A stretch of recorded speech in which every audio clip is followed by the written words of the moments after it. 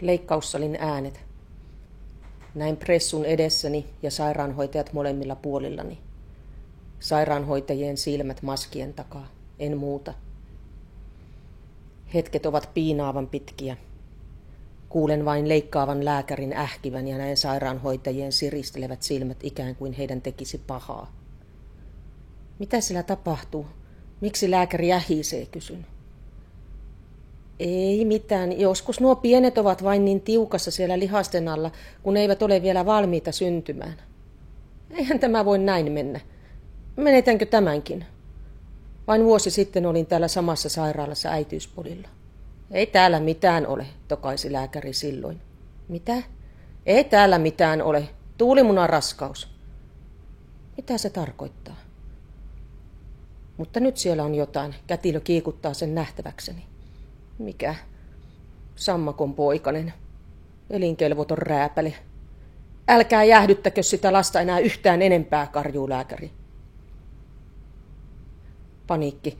En tunne vartaloni alaosaa. Olen kuin mato, joka on puoliksi litistynyt auton renkaan alle, puoliksi liiskautunut asfalttiin. Auttakaa! Kun herään, pystyn sentään tuntemaan koko kehoni. Muu onkin ulottumattomissani. Synnytysosastolla muilla äideillä on rinnallaan toinen toistaan pulleampia vauvoja. Minulla vain sammakon rääpäle keskoskaapissa. Maitoakaan ei tule, enhän ehtinyt kunnolla edes ruveta odottamaan vauvaa. Itken, itken ja itken.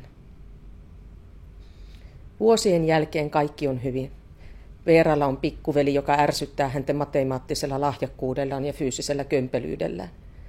Meidän ihana Artturi. Joskus vain mietin miksi.